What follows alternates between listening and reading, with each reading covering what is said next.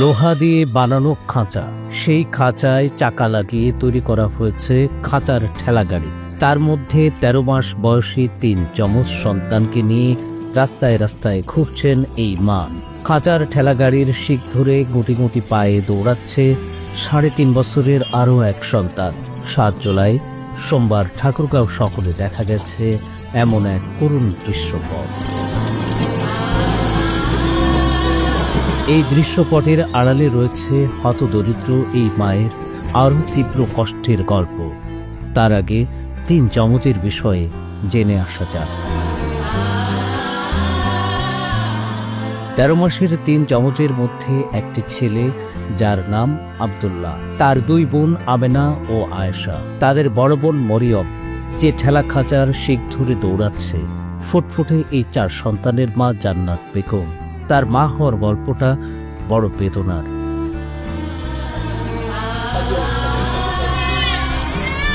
বছর 5 আগে ঢাকায় হাবিল নামে এক ব্যক্তির সঙ্গে জান্নাত বেগমের বিয়ে হয়। তার আগে হাবিল ও জান্নাতের প্রেম ছিল। প্রেম থেকে তাদের বিয়ে। বিয়ের পর হাবিলের সঙ্গে ঠাকুরগাঁয়ে চলে আসেন ময়মনসিংহের মেয়ে জান্নাত বেগম। হাবিল ও জান্নাতের প্রথম সন্তান মরিয়ম। পরের বার জান্নাতের কোল আলো করে একসঙ্গে আসে 3 সন্তান। তারপর হঠাৎ একদিন জান্নাত ও তার কোলের 4 সন্তানকে ছেড়ে চলে যান হাবিল। বাবা হাবিল 4 সন্তানের দায়িত্ব ভুলে চলে গেল। মা জান্নাত তার সবকিছু উজাড় করে দিয়ে তাদের আগলে রেখেছেন। এতটুকু সন্তানদের রেখে কোথায় যাবেন, কি করবেন, কিভাবে বাঁচাবেন তাদের? তারপরও প্রচন্ড অর্থ কষ্ট, অভাব, দুশ্চিন্তা সবকিছু গ্রাস করে মা জান্নাতকে।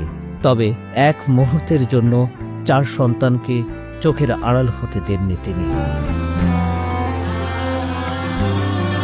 ভেবেচিন্তে একটি উপায় বের করেন তিনি। 4 সন্তানকে তো বাঁচাতে হবে। চলে যান কামারের দোকানে। জান্নাত কামারের সঙ্গে কথা বলে চাকা লাগানো একটি লোহার খাঁচা তৈরি করান। সেই খাঁচার ভেতরে 13 মাসের 3 সন্তানকে রেখে সেটি ঠেলতে ঠেলতে ভিক্ষা করেন মা জান্নাত। তার সঙ্গে থাকে 3.5 বছরের মরিয়ম, যাকে আপনারা দৌড়াতে দেখছেন লোহার শিক ধরে। মা জান্নাতের মুখে শুনে আসা যায় তার লড়াইয়ের গল্পের কিছু কথা। 3টা বাচ্চা হওয়ার পরে আমার স্বামী যারা প্রত্যেক মাসে মাসে পালানি বাচ্চাগুলো রেখে 4টা বাচ্চা নিয়ে আমি একা হাত দিয়া খুবই কষ্ট।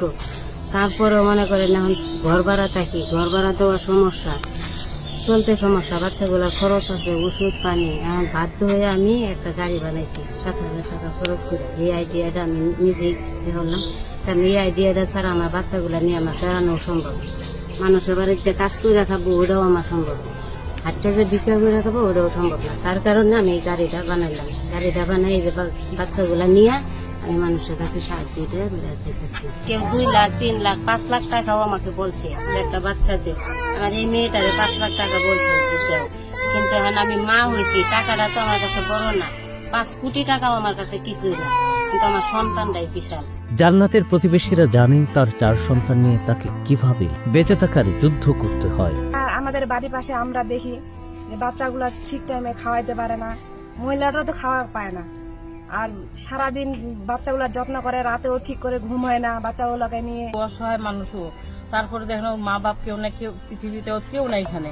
আর স্বামী আছে, স্বামী শয়তান, স্বামী আসে 1 মাস থাকে, যেগুলা মানুষ দেয় সাহায্য করে ওগুলা খাওয়া দাওয়া করে পালায়। তারপরে রাস্তায় বাইরে যায় মহিলা, যে একটা গাড়ি বানাই বাচ্চাগুলা নিয়ে, বাচ্চাগুলো তো বাঁচাইতে হবে। কেউ তো কিনতে চায় 4 লাখ, 5 লাখ, 2 লাখ টাকা দিতে যাচ্ছে, কিন্তু মহিলাটা তো দিবে না। কষ্ট করা হলেও উনি বাচ্চাগুলাকে রাখবে, মানুষ করবে। উপজেলা প্রশাসনের নজরে এসেছে জান্নাত ও তার 4 সন্তানের দুঃখের গল্প।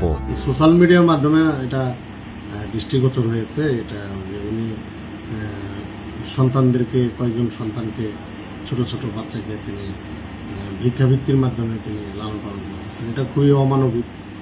আমরা তার বিষয়ে আমরা খোঁজখবর নিব, নিয়ে অবশ্যই আমরা তার পাশে দাঁড়াবো, এবং যতটুকু সরকারের পক্ষ থেকে যত ধরনের সম্ভাব্য যত সুযোগ সুবিধা দেওয়া যায় আমরা সেগুলো তাকে দেওয়ার চেষ্টা করব।